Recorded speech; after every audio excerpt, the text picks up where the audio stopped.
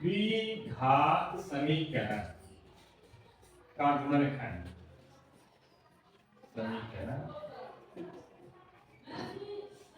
द्विघात समीकरण का गुणनखंड। द्विघात किसे कहते हैं?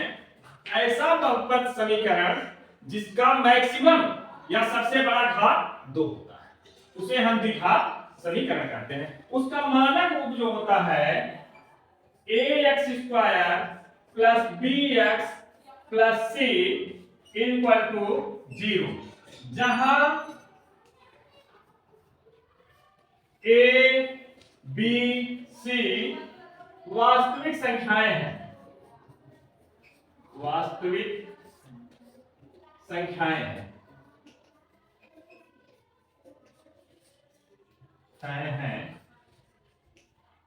a equal to not 0, a का मान 0 नहीं होता है और a x स्क्वायर का गुणांक है, b x का गुणांक है।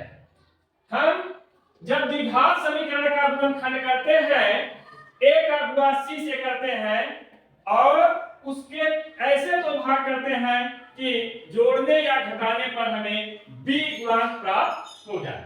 और इसका उदाहरण हम देखते हैं x square plus 5x plus 6। x square का गुणांक दिख नहीं रहा है लेकिन 1 है। 1 का गुणा हम 6 से करेंगे तो आएगा 6, और जब हम इसको तोड़ेंगे दो भागों में, 2 तिहाई 6 और जोड़ेंगे 2 धन 3 बराबर 5, बीच का पद हमें प्राप्त हो जाएगा। इस प्रकार से x square plus 3 plus 2 x plus 6, 3 plus 2 equal to 5, 3 into 2 equal to 6। आगे x square plus 3x plus 2x plus 6, इन्हें दो भागों में बांट करके हम कॉमन लेंगे। दोनों में कॉमन है x, बचा यहाँ x, घात 3x में x कॉमन ले लेंगे, बचेगा 3, प्लस दोनों में कॉमन 2 है, 2 कॉमन ले लिए, बचा यहाँ x, 2 तिहाई 6, 3 बचा।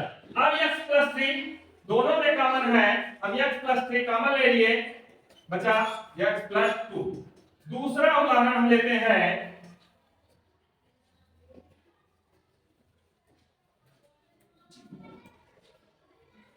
y स्क्वायर प्लस 9y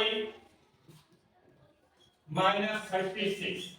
एक दूसरा उदाहरण लेकर के हम गुणनखंड करते हैं। अब यहां पर भी कोई गुणांक नहीं है लेकिन 1 है। 36 में 1 का गुणा करेंगे आएगा 36। जब इसको हम दो भागों में तोड़ेंगे तो 12 इंटू 3, 12 गुणे 3 बाकी आए 36, 12 में 3 घटाएंगे आएगा 9, तो होगा y square plus 12 minus 3 y minus 36, y square plus 12 minus 12y minus 3y minus 36।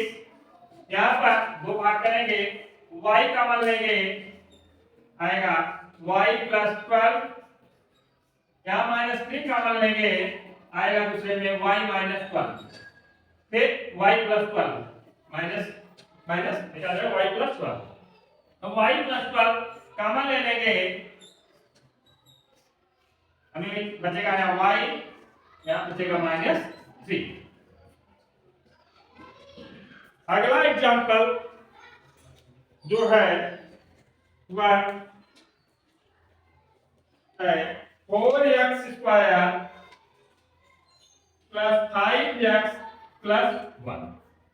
यहां पर x स्क्वायर का मान 4 है और c का मान है 1, तो 4 इंटू 1 इक्वल टू 4 आएगा, और 4 में हम 1 जोड़ेंगे तो आएगा 5, बीच का पद हमें प्राप्त हो जाएगा 4x square plus 5 plus 4 plus 1 x plus 1 क्या होगा 4x square plus 4x plus x plus 1। यहाँ पर 4x दोनों में कॉमन है, ले लेते हैं 4x कॉमन, बचेगा यहाँ x प्लस 1।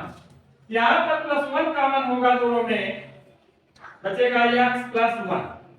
x प्लस 1 दोनों में कॉमन है, x प्लस 1 को हम बाहर ले लिए, यहाँ बचा 4x plus 1।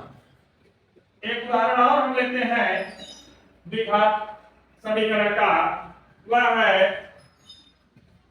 2x square plus 11x plus 14। 2x square plus 11x plus 14।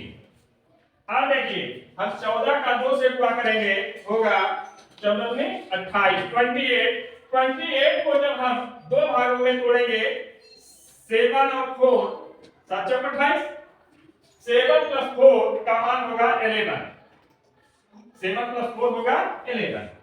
2x square plus 7 plus 4x plus 14, 2x square plus 7x plus 4x plus 14, दो भाग करेंगे, यहाँ पर आएगा कॉमन, x कॉमन होगा, बचेगा 2x प्लस 7, यहाँ पर प्लस 2 कॉमन, बचेगा 2x प्लस 7।